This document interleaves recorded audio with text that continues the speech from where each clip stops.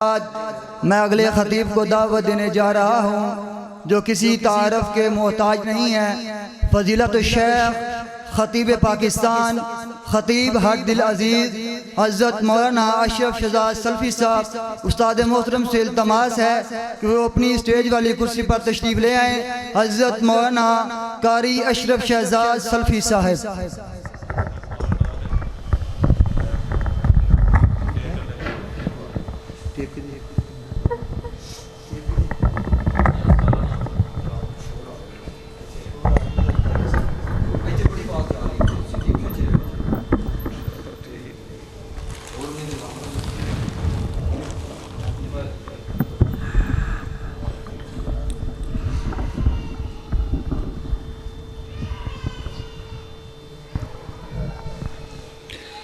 السلام علیکم ورحمۃ اللہ وبرکاتہ۔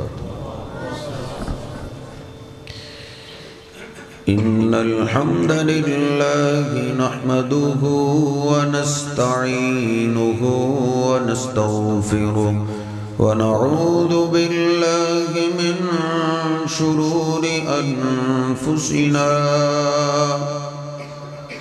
ومن سيئات أعمالنا من يهده الله فلا مضل له ومن يضلله فلا هادي له أشهد أن لا إله إلا الله وحده لا شريك له وأشهد أن محمدًا عبده ورسوله اللهم صل على محمد وأزواجه وذريته كما صليت على آل إبراهيم وبارك على محمد وأزواجه وذريته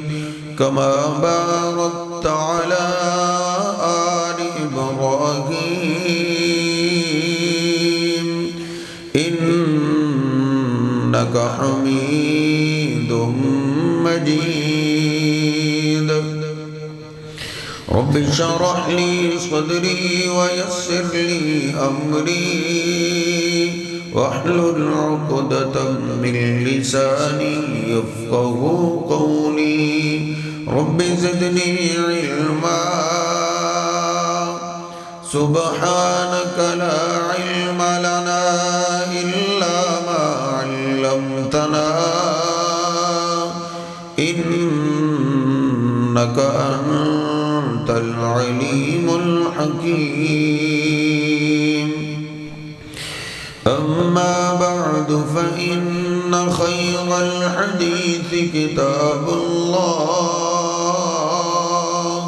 وخير الهدي هدي محمد صلى الله عليه وسلم وشر الأمور محدثاتها وكل محدثة بدعة وكل بدعة ضلالة وكل ضلالة في النار أعوذ بالله السميع العليم من الشيطان الرجيم من همزه ونفخه ونفسه بسم الله الرحمن الرحيم يا أيها الذين آمنوا اتقوا الله حق تقاته ولا تموتن إلا وأنتم مسلمون سبحان ربك رب العزة عما يصفون وسلام على المرسلين والحمد لله رب العالمين۔ مسلم شریف میں یہ حدیث پاک موجود ہے۔ سیدنا عمر بن عباسہ رضی اللہ تعالیٰ عنہ وہ روایت کرتے ہیں کہ اسلام سے پہلے زمانہ جاہلیت میں بھی مجھے بتوں کی عبادت سے نفرت، مجھے یقین تھا کہ ان الناس کانوا علی الضلالہ، کہ لوگ گمراہ ہیں، ہدایت کوئی اور ہے۔ میں نے سنا کہ مکہ میں ایک آدمی ہے وہ بتوں کی مخالفت کرتا ہے، مجھے بڑی خوشی ہوئی کہ چلو کوئی ہم راز تو ملا ہے۔ میں نے مکہ کی طرف سفر کی، میں نے پوچھا ادھر کو بتوں کی مخالفت کرنے والا ہے؟ میں نے بات ہی کی تو لوگ تو ایسے جیسے مجھے مارنے لگے۔ تم نے ان کو کیا کہنا؟ کسی نے مجھے کہا ان کا نام نہ لو، یہ تجھے بھی مارے۔ میں سہم گیا لیکن دھار لی کہ ملاقات کر کے ہی جاؤں۔ پھر چپکے سے میری ملاقات ہوئی تو میں نے پوچھا ما انتا، آپ کیا ہیں؟ آپ نے فرمایا انا نبی، میں نبی۔ میں نے پوچھا وما نبی، نبی کیا ہوتا ہے؟ تو آپ نے فرمایا ارسلنی اللہ، یہ رپیٹ بند کر، اللہ پاک نے مجھے رسول بنایا ہے۔ جو اللہ پاک کی طرف سے بندوں کے نام پیغام آتا ہے وہ میرے پاس آتا ہے، میں اللہ کا پیغام بندوں تک پہنچاتا ہوں۔ میں نے عرض کی بما ارسلتا، آپ کو کیا پیغام دیا گیا؟ کیا پیغام آپ کو ملا ہے؟ جو اللہ نے پیغام بندوں کے نام دیا ہو۔ تو دو پیغام آپ نے بتائے۔ آپ نے فرمایا ارسلت بصلۃ الارحام وکسر الاوثان، اللہ پاک نے مجھے بنیادی دو پیغام دے کر بھیجا ہے۔ ایک میں بتوں کو توڑنے کے لیے آیا، ان یوحد اللہ ولا یشرک بہ شیئا، اللہ کے بندوں کو مخلوق کی عبادت پہ، بتوں کی عبادت سے ہٹا کر اللہ کی عبادت پہ لگانے کے لیے آیا۔ وصلۃ الارحام، اور دوسرا پیغام میں رشتہ داریوں کو ملانے کے لیے آیا۔ بت تو ہم نے توڑ دی، بتوں کی تو ہم پوجا نہیں کرتے، اللہ کے سوا درختوں پتھروں کو ہم پوجتے نہیں ہیں، لیکن جو بنیادی دوسرا پیغام ہے اس کی ہم نے دھجیاں اڑا، وہ ہے رشتہ داروں کا خیال رکھنا، رشتہ داری کو ملانا۔ یاد رکھیے جس طرح ہمارے اسلام میں عقیدہ توحید ضروری ہے، ایسے ہی ہمارے اسلام میں رشتہ داریوں کو ملانا بھی ضروری ہے۔ یہ اسلام کا تاج ہے، اس کو مت گرائے۔ جس طرح قرآن پاک میں اللہ کہتا ہے وَمَن يُشْرِكْ بِاللَّهِ فَقَدْ حَرَّمَ اللَّهُ عَلَيْهِ الْجَنَّةِ، جس نے شرک کیا اور شرک کرتا ہوا دنیا سے گیا، توبہ نہ کی، اللہ پاک نے اس پہ جنت حرام کر دی۔ ایسے ہی بخاری شریف کی حدیث پاک ہے، نبی پاک صلی اللہ علیہ وسلم فرماتے ہیں لا يدخل الجنت قاطع، رشتہ داری کاٹنے والا بھی جنت میں نہیں جائے۔ اور بخاری شریف میں حدیث پاک ہے من کان یؤمن باللہ والیوم الآخر، جو اللہ کو مانتا ہے، اللہ پہ ایمان رکھتا ہے، قیامت کے دن پہ جس کا یقین ہے، جو اپنے آپ کو ایماندار سمجھتا ہے، اس کی علامت یہ ہے فَلْيَصِلْ رَحِمَهُ، وہ رشتہ داری کو ملاتا ہے، توڑتا نہیں۔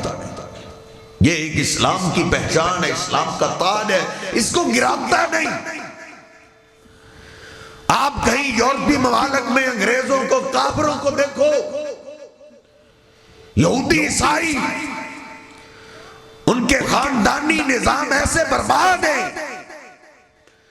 کہ آپ اندازہ لگائیں ان میں سے اکثریت ایسی ہے جن کو اپنے باپ کا پتہ نہیں کہ ان کا باپ کون ہے، اسی لیے ان کے ہاں ولدیت باپ کی نہیں ماں کی لکھی جاتی ہے۔ اور کتنے ایسے بھی ہوں گے جن کو ماں کا بھی پتہ نہیں۔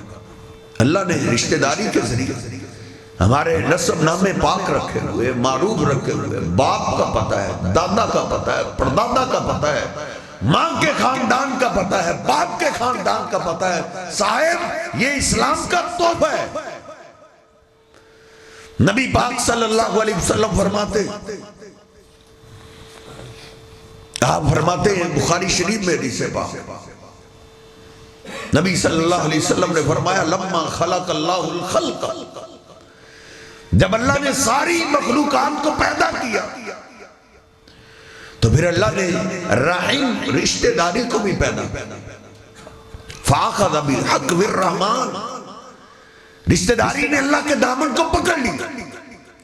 اللہ نے فرمایا ماں چھوڑ دو، تو رشتہ داری نے کہا اللہ جن بندوں میں تم مجھے بھیج رہے یہ بندے تو مجھے کاٹیں گے، مجھے توڑیں گے، میرے ٹکڑے کریں گے، میری دھجیاں اڑائیں گے۔ تو نبی پاک صلی اللہ علیہ وسلم فرماتے اللہ نے پھر رشتہ داری سے وعدہ، اما ترضینا، کیا تم میرے اس فیصلے پہ راضی نہیں ہو؟ رشتہ داری راضی ہو جاؤ۔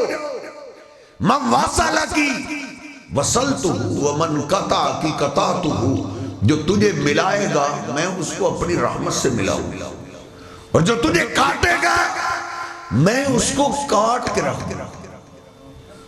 اور مسلم شریف کی حدیث پاک ہے، نبی پاک صلی اللہ علیہ وسلم فرماتے ہیں الرحیم معلقۃ بالعرش، آج بھی رشتہ داری اللہ کے عرش پہ ہے، اللہ کے عرش سے لٹکی ہوئی ہے، اور وہ ہر آن ہر گھڑی ایک ہی بات بولے جائے، من وصلنی وصلہ اللہ ومن قطعنی قطعہ اللہ، جو مجھے ملائے گا اللہ اس کو ملائے گا، اللہ اس کو اپنی رحمت سے ملائے گا، اور جو مجھے کاٹے گا اللہ اس کو کاٹ دے گا۔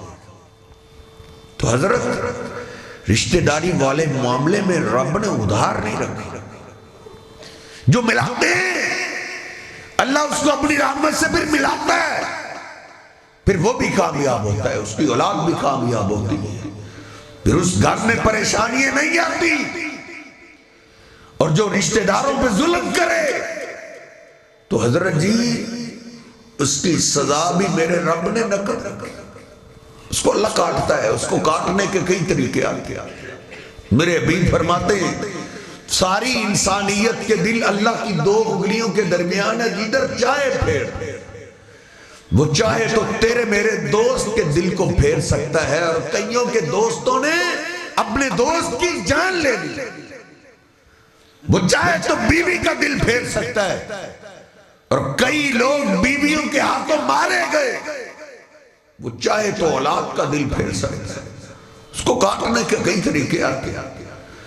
تیرے ملک پاکستان میں ہر سال 5 سے 10 باپ ایسے ہیں جن کو ان کی اولاد مارتی ہے، جن کو کاٹتے ہیں بیٹے اور بیٹیاں۔ اس لیے رشتہ داری والے معاملے میں اللہ سے ڈر کے رہے۔ ہمارے رشتہ دار تو مسلمان ہیں حضرت، کلمہ پڑھنے والے۔ میرا اور آپ کا اسلام میری اور آپ کی تربیت یہ کرتا ہے رشتہ داری کے بارے میں اتنا ڈر جا، اگر تیرا رشتہ دار کافر بھی ہے، بے نماز ہے، بے دین ہے، اسلام کا دشمن ہے، لیکن تیرا رشتہ دار ہے، پھر بھی اس کا تجھ پہ ایک حق ہے کہ وہ تیرا رشتہ دار ہے۔ اگر مسلمان ہو تو صاحب پھر تو ڈبل حق۔ نبی پاک صلی اللہ علیہ وسلم مکہ والوں کے بارے میں بڑے نرم فیصلے کیا کرتے تھے، اور جب ان کے بارے میں مشورہ لیتے تو جو نرم مشورہ دیتا آپ اس کو بڑا پسند کرتے۔ ایک دفعہ کسی نے کہہ دیا اللہ کے حبیب مکہ والوں کی آپ کو بڑی فکر ہے، ان کے بارے میں جب فیصلہ آتا ہے آپ نرم فیصلے کرتے، حالانکہ ہمیں چھوڑے، انہوں نے آپ کے ساتھ کیا؟ کس چوک میں انہوں نے آپ پہ پتھر نہیں برسائے، انہوں نے آپ کی بیٹی تک کو شہید کیا، انہوں نے کون سا ظلم ہے جو آپ پہ نہیں ڈھایا، پھر بھی آپ ان کے بارے میں نرم گوشہ لیتے۔ بخاری شریف میں حدیث پاک ہے، صحابہ کہتے ہیں قال لنا جہارا، ایک دفعہ پھر نبی پاک صلی اللہ علیہ وسلم نے سارے صحابہ کو جمع کیا اور آپ نے اونچی آواز میں خطاب کیا اور آپ نے فرمایا میرے صحابہ سیدھی سادی بات یہ ہے، ان ولی اللہ و صالح المومن، اس دل میں کسی کافر کی کوئی محبت نہیں، جو اسلام کا دشمن ہے اس دل میں اس کی نفرت ہے، دل میں کسی کافر مشرک کی کوئی نرمی نہیں۔ ہاں جو میں مکہ والوں سے نرم رویہ اختیار کرتا ہوں، انہم آل ابی، وہ میرے باپ کے خاندان والے، باپ کے خاندان کی وجہ سے، باپ کے رشتے کی وجہ سے میں ان سے نرمی والا سلوک کرتا ہوں۔ حضرت میرے اور تیرے حبیب کافر رشتہ داروں سے رشتہ داری کا خیال رکھتے تھے، ہم مسلمانوں کا خیال نہیں رکھتے۔ کافر اور جناب عمر فاروق رضی اللہ تعالیٰ عنہ کو نبی پاک صلی اللہ علیہ وسلم نے تحفے میں قمیض دی، ریشمی قمیض، وہ لے کر کھڑے۔ نبی پاک صلی اللہ علیہ وسلم نے فرمایا عمر شاید آپ نے یہ تحفہ پسند نہیں، اللہ کے حبیب آپ کا تحفہ تو پسند نہیں پسند، لیکن مجھے آپ کی بات یاد ہے، میں اور آپ کپڑے والی دکان سے گزر رہے تھے، اسی قمیض کو دیکھ کے آپ نے فرمایا تھا کہ اس طرح کے ریشمی قمیض وہ مرد پہنتے ہیں جن کا آخرت میں حصہ نہیں ہوتا۔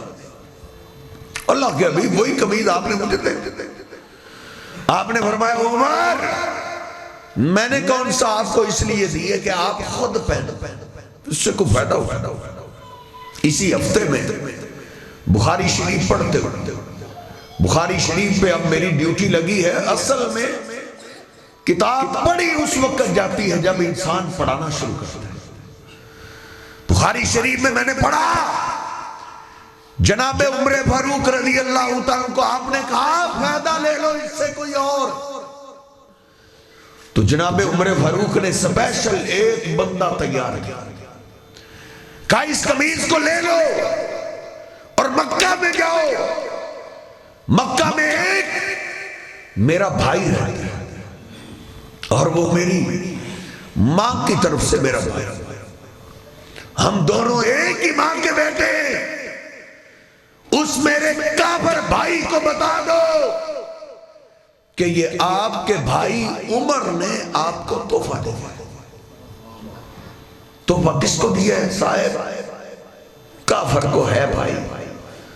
ہم نے نہ کوئی مولوی چھوڑا، نہ کوئی قاری چھوڑا، نہ کوئی پیر چھوڑا، نہ کوئی محلے دار چھوڑا، نہ کوئی سیاستدان چھوڑا، ہر ایک کو تحائف دیتے ہیں۔ اگر نہیں دے رہا تو یہ اپنے قریبی رشتہ دار کو نہیں دیتا، اپنے بھائی کو نہیں دیتا، اپنے بھتیجوں کو نہیں دیتا۔ ہندو یہاں سے چلا گیا صاحب، لیکن وہ گندے جراثیم یہاں چھوڑ گئے کہ تو ہر ایک کو فائدہ دے۔ رشتہ دار تو پھر تیرا شریکہ برادری ہے نا، ان کو تو وہاں مار جہاں ان کو پانی بھی نہ ملے۔ یہ ایک ہندوانہ سوچ ہے، اسلام کی یہ سوچ نہیں۔ نبی پاک صلی اللہ علیہ وسلم قرآن پاک پڑھ رہے ہیں، اے صحابہ ابھی جبریل امین قرآن پاک لے کر آئے، لن تنالوا البر حتى تنفقوا مما تحبون، تو ایمان والو نیکی تو تب ہے پیارا مال خرچ کرو، تمہارے دل کو پتہ چلے کہ میں نے کوئی اللہ کے نام پہ کوئی خرچ کیا۔ سیدنا ابو طلحہ رضی اللہ تعالیٰ آیت سنتے ہی کھڑے ہو رونے لگے، اللہ کے حبیب اس آیت میں اللہ نے مجھے کہا ہے کہ ابو طلحہ اگر جنت چاہیے، نیکی چاہیے، تو پھر اپنا پیارا مال لگا ان میں اور ہم میں صاحب بڑا بڑا ہم سمجھتے ہیں کسی اور کے لیے بیان ہو رہا ہے، صحابہ سمجھتے تھے میرے لیے بیان ہو رہا ہے۔ اللہ کے حبیب اللہ نے مجھے کہا ہے اور اللہ جانتا ہے، سارے مدینے والے جانتے ہیں سب سے زیادہ مدینے میں باغات میرے، اور اللہ کو تو پتا ہے کہ میرے سارے باغ میں سے سب سے پیارا جو مجھے باغ لگتا ہے وہ باغ ہے جو مسجد نبوی کے سامنے بیروحا باغ، اللہ کے حبیب اللہ جانتا ہے وہ مجھے سب سے زیادہ پسند ہے۔ اللہ مجھ سے یہ باغ مانگ رہا ہے، اللہ کے حبیب آپ گواہ ہو گئے، آج کے بعد یہ باغ اللہ اور اس کے رسول کا ہے، جدھر چاہیں خرچ کریں، مجھے کوئی پریشانی نہیں، میں بالکل خوشی سے یہ باغ آپ کے نام لگا رہا ہوں۔ نبی پاک صلی اللہ علیہ وسلم نے فرمایا بخر ذاک مال و رابح، ابو طلحہ یار یہ تو بڑا مہنگا ہے، بڑا قیمتی باغ ہے، اسمع ما تقولو، جو آپ نے بات کی ہے وہ بات میں نے سن لی، میرے رب نے بھی سن لی۔ اے ابو طلحہ انی لارا ان تجعلہا فی الاقربین، میں یہ چاہتا ہوں کہ تم اس سارے باغ کو اپنے قریبی رشتہ داروں پہ خرچ کر۔ دوسری طرف کہتے ہیں وہ عرض کرتا اللہ کے حبیب میں آپ کے نام لگاتا ہوں، جدھر جائیں خرچ کریں۔ میرے حبیب کہتے ہیں اے ابو طلحہ تم مجھے باغ دو، اس سے زیادہ تجھے اجر ملے گا اگر یہ باغ تم اپنے قریبی رشتہ داروں پہ خرچ کرو۔ بخاری شریف میں لکھا ہے انہوں نے پھر وہ باغ اپنے چاچا جان اور تایا جان کی اولاد میں تقسیم کر دیا تھا۔ اسلام حضرت مجھے اور تجھے یہ تعلیم دیتا ہے، تو کہتا ہے قریبی رشتہ داروں کو وہاں مارو جہاں ان کو پانی بھی نہ ملے۔ میرے حبیب کہتے ہیں اگر تو کسی مسکین پہ، غریب پہ، کسی یتیم پہ خرچ کرتا ہے، حالانکہ یتیم پہ خرچ کرنے کا بڑا میرے حبیب علیہ السلام کہتے ہیں جو یتیم کی کفالت کرتا ہے میں اور وہ قیامت کے دن ایسے اکٹھے ہوں گے جیسے یہ دو انگلیاں اکٹھی۔ لیکن میرے حبیب کہتے ہیں اگر یہی مال اگر تو اپنے غریب رشتہ دار پہ خرچ کرے جن کا گزارا نہیں ہو رہا، جو قرضے کے نیچے دبے رہتے، اگر یہ مال ان پہ خرچ کرے تو اللہ تجھے ڈبل اجر عطا کرے گا۔ اجر الصدقۃ واجر القرابۃ، ایک رشتہ داری کا اجر دے گا اللہ، ایک صدقے کا اجر دے گا۔ اس لیے رشتہ داروں پہ خرچ کرنا سیکھ صاحب۔ بخاری شریف میں حدیث پاک ہے، نبی پاک صلی اللہ علیہ وسلم فرماتے ہیں من احب ان یبسط لہ فی رزقہ وان ینسأ لہ فی اثرہ، جو آدمی دو چیزیں پسند کرتا ہے، ایک اللہ اس کو صحت تندرستی والی لمبی عمر دے، اللہ اس کو بیماریوں سے بچائے، کمزوریوں سے بچائے، چلتا پھرتا رکھے، اللہ اس کو کسی کا محتاج نہ کرے، اور دوسرا اللہ اس کو وافر رزق عطا کرے، اس کے گھر میں غربت نہ آئے۔ اور یہ دو چیزیں ایسی ہیں ہر بندہ ہی پسند کرتا، صاحب کوئی بھی بیماریوں کو پسند نہیں کرتا، کوئی بھی غربت کو پسند نہیں کرتا۔ میرے حبیب کہتے ہیں تم ایک کام کرو اللہ دونوں کرے گا۔ اللہ کے حبیب ایک کیا ہے؟ آپ نے فرمایا فَلْيَصِلْ رَحِمَهُ، وہ رشتہ داری کو ملانا شروع کر دے۔ رشتہ داری ملانے سے اللہ بیماریاں بھی ختم کر دے گا، غربتیں بھی ختم کر دے گا۔ ہم ڈاکٹروں پہ علاج کرتے ہوئے لاکھ روپے لگا رہے ہیں۔ ایک مریض کا ہم پتہ لینے گئے سیالکوٹ میں، وہ کہہ رہا تھا قاری صاحب 1,00,000 روپے کا انجیکشن مجھے ہر روز لگتا ہے، اور ایک کو پوچھنے گئے وہ کہہ رہا تھا 6 لاکھ کا انجیکشن ہر روز لگتا ہے۔ اور اتنے اتنے مہنگے علاج ڈاکٹروں پہ یقین کرتے ہوئے کرتے ہو، جو ڈاکٹر تو کیا، لوگ کہتے ہیں آج ڈاکٹر نہیں ملتے، آج قاری صاحب یہ کسائی ہے، کسائی جو لوٹتے ہیں، دھوکہ دیتے ہیں۔ پہلے تو انہوں نے ٹیسٹ لکھ کر دینے، لاکھ 2 لاکھ کے ٹیسٹ لکھتا ہے، کسی لیبارٹری والے سے پوچھ، اس 1.5-2 لاکھ کے ٹیسٹوں میں سے آدھا کمیشن صاحب ڈاکٹر کو جاتا ہے۔ ویسے نہیں کہتا، وہیں سے ٹیسٹ اچھے ہوتے ہیں، وہ کمیشن ادھر آتا ہے۔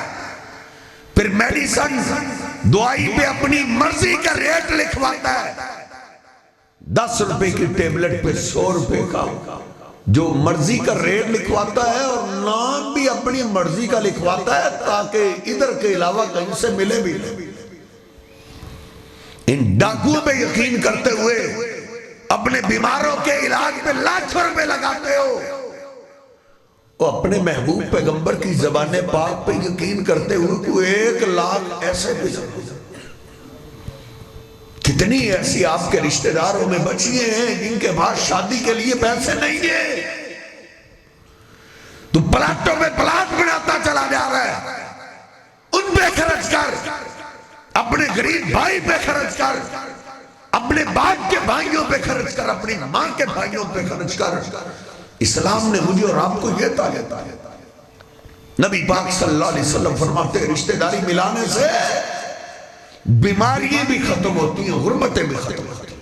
اور پھر آپ نے وضاحت کی، بخاری شریف میں الفاظ ہیں، آپ فرماتے ہیں لیس الواصل بالمکافی، رشتہ داری ملانا یہ ہے کہ جو آپ سے تعلق ملا رہا ہے آپ اس سے ملا، یہ بھی رشتہ داری ملا۔ ہمارے ہاں تو خیر یہی چلتا ہے، جی کو جی ہے قاری صاحب، جو مجھ سے سلام لے گا میں جواب دے لوں، اور جو 1 دفعہ مجھ سے سلام نہیں لینا چاہتا میں 10 دفعہ نہیں لینا چاہتا، میں کون سا اس سے لے کے کھاتا ہوں؟ ہمیں تو بڑی باتیں آتی ہیں، لیکن میرے حبیب کہتے ہیں یہ رشتہ داری ملانا ہے ہی نہیں، اور جس رشتہ داری ملانے سے بیماریاں ختم ہوتی ہیں، غربتیں، وہ یہ نہیں ہے۔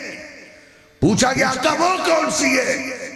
آپ نے فرمایا اذا قطعت وصلھا، جب تیرا رشتہ دار تجھ سے تعلق کاٹنے میں لگا رہے، آپ جوڑنے میں لگے رہے۔ وہ آپ کو کہہ رہا ہے میرا تیرا جینا مرنا ختم ہو گیا، تم مر گئے میں نہیں آؤں گا، میں مر گیا تو نہ، وہ جینا مرنا ختم کر رہا ہے، پھر بھی آپ تو پھر تحائف لے کر اس کے پاس، غلطی اس کی ہے معافی آپ مانگے، وہ رشتہ داری کاٹنے میں لگا رہے، آپ جوڑنے میں لگے رہیں گے۔ رشتہ داری ملانا ایسا ہے جس سے بیماریاں بھی ختم ہوتی ہیں، غربتیں بھی ختم ہو جاتی ہیں۔ اور جناب علی پاک کو نبی پاک صلی اللہ علیہ وسلم نے یہی نصیحت کی۔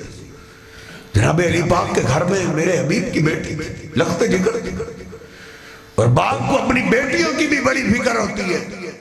آپ نے فرمایا علی اگر دنیا کی زندگی سکون اور چین سے گزارنا چاہتے ہو 3 وصیتیں پلے سے باندھ، علی سل من قطع، جو تجھ سے رشتہ داری کاٹے تو نے نہیں کاٹنی، تو نے جوڑنی۔ آتی من حرمکا، علی جو ضرورت میں تیرے کام نہ آئے، اس کو ضرورت پڑ جائے تو نیکی کا موقع تو نے ضائع نہیں کرنا۔ جو تیری خوشی میں کانٹے بکھیرے تو نے اس کی خوشی میں کانٹے نہیں کاٹنے۔ علی کوئی تیرے کام نہ آئے، اس کی ضرورت کا ٹائم تو نے اس کے کام آئے۔ اور تیسری وصیت یہ واعف عمن ظلم، علی تیری رشتہ داری انسانوں کے ساتھ، فرشتوں سے نہیں، وہ انسانی کیا جس سے بھول نہ ہو، وہ انسانی کیا جس سے غلطی نہ ہو۔ اور میرے علی اگر تیرے رشتہ دار سے کوئی غلطی ہو جائے، زیادتی ہو جائے، اللہ کے لیے اس کو معاف کر دے۔ دوستوں کو بھی تو معاف کاری دیتے ہیں، جن سے تنخواہ لینی ہوتی ہے، جن کے پاس جاب کرتے ہو، ان کی گالیاں بھی برداشت کر کے معاف کاری دیتے ہو، اپنے عزیز، اپنے کزن، اپنے رشتہ داروں کو بھی معاف کرنا سنا۔ کیا ظلم ہم پہ ہو گیا کہ ہم کہتے قاری صاحب یہ تو معافی کے قابل ہی نہیں. کیا ہم میں سے کسی پہ ظلم یوسف علیہ السلام سے زیادہ ہوئے؟ یوسف علیہ السلام پہ صاحب ظلم کرنے والے کون تھے؟ بیگانے نہیں تھے، اپنا خون تھا. یوسف چاند جیسے حسین چہرے والے یوسف کا کیا قصور تھا؟ ان کو مار مار کے کنویں میں پھینک. ساری رات یوسف علیہ السلام کنویں میں روتے رہے، باپ گھر میں روتا رہا. یہ ظلم کرنے والے سگے بھائی تھے. ابھی بھی ان کے غصے کی پیاس ختم نہیں. اگلے دن آئے، دیکھا قافلے والوں نے نکالا، دور سے غصے میں آ گئے یہ ہمارا غلام تمہارے ہاتھ ہے، ایسا غلام ہمیں نہیں چاہیے، ہمیں پیسے دو اور یہ غلام تم لے جاؤ. اپنے بھائی کو غلام بنا کے یوسف علیہ السلام. میں کہتا ہوں جس کو بھی اللہ دنیا میں شان دینا چاہے صاحب اس کو اللہ رشتہ داری کے بارے میں آزماتا ضرور ہے. اس کے رشتہ دار کو اس سے اچھا سلوک نہیں کرتے، پھر اللہ اس کو حوصلہ بھی دیتا ہے برداشت کرنے کا، صبر کرنے کا. دیکھ یوسف علیہ السلام کے صبر کو بھی سلام ہے. انہوں نے قافلے والوں کو یہ بھی نہیں بولا کہ مجھے بیچنے والے میرے بھائی، برداشت کر. منڈیوں میں بکتے رہے، اللہ نے شاہی گھر پہنچا دیا. کئی سال گزر گئے، پڑھیے رب کا قرآن. یوسف علیہ السلام نے کئی سالوں میں بھی کسی کے سامنے اپنے بھائیوں کا شکوہ بھی نہیں کیا کہ میرے بھائیوں نے مجھ سے یوں سلوک کیا. وہ بھی شہنشاہ ہے، آزماتا ہے تو کمال ہی کرتا ہے. اللہ پاک نے شاہی گھر سے نکلوا کے جیل میں بند کروا کہ جیل کی جب دکھ بھری زندگی شروع ہوتی ہے پھر بڑی داستانیں یاد آتی ہیں. قرآن کہتا ہے فَلَبِثَ فِي السِّجْنِ بِضْعَ سِنِينَ. یوسف علیہ السلام کو جیل میں بھی کئی سال گزر گئے اور کئی سالوں میں بھی یوسف علیہ السلام نے کسی کے سامنے اپنے بھائیوں کا شکوہ بھی نہیں کیا. ہم تو 5 منٹ کسی کے پاس بیٹھ جائے تو لینے لگا دیتے ہیں. کوئی بھائی کا شکوہ کر رہا ہے، کوئی باپ کا، کوئی ماں کا، کوئی بہنوں کا، کوئی بھتیجوں کا، شکووں کی لینے لگا دیتے ہیں. پھر کہتے ہیں ہمارا صبر ہی ہے. دیکھ صبر سیکھ یوسف علیہ السلام سے. پھر مجھے میرے حبیب کی وہ بات رہ رہ کے یاد آ رہی ہے کہ رشتہ داری والا معاملہ ایسا ہے جس میں رب نے ادھار نہیں رکھا. صبر کرتا ہے اس کی جزا بھی اللہ نقد دیتا ہے، اگر ظلم کرتا ہے تو اس کی سزا بھی اللہ نقد دیتا ہے. دیکھ یوسف علیہ السلام جو صبر کا پہاڑ بنے رہے، اللہ پاک نے ان کو مصر کے جیل خانہ سے نکال کر مصر کا بادشاہ بنا دیا. اور وہ بھائی جو اس وقت تو دل میں بڑے خوش تھے کہ ہم نے اپنے بھائیوں کو آنکھوں سے جدا کر دیا ہے. باپ کی ساری محبت ہمارے لیے صاحب یہ ابلیس کے سبج باغ ہوتے ہیں. جنت ابلیس دکھاتا ہے. ابلیس کی جنت صاحب حقیقت میں جنت نہیں ہوتی، وہ تباہی ہوتی ہے. اس کے سبز باغ پہ مت بھولیے. لوگ ایسے نہیں اپنے بھائیوں کو قتل کر دیتے. ابلیس جنت دکھا رہا ہے، ابلیس سرداری دکھا رہا ہوتا ہے. لوگ ایسے نہیں اپنے غریب بھتیجے یتیم بھتیجوں کا مرڈر کر دیتے. ان کو ابلیس کے سبز باغ نظر آ رہے ہوتے. صاحب وہ حقیقت میں باغ نہیں ہوتے. وہی بھائی اس وقت تو خوش تھے لیکن پتہ اس وقت چلا جب گھر کا آٹا بھی ختم ہو گیا، پتے کھانے پہ مجبور ہو گئے. صاحب اس جرم کی سزا میرے رب نے ایسے نقد رکھی ہے، اگر کسی پیغمبر کے گھر میں بھی یہ ظلم ہو جائے اللہ اس کی بھی سزا دنیا میں نقد اتار دیتا ہے. جب بلکتے ہیں بچے بھوک سے، یعقوب علیہ السلام کو کسی نے بتایا مصر کا ایک نیا بادشاہ بنا ہے، وہ بڑا سخت.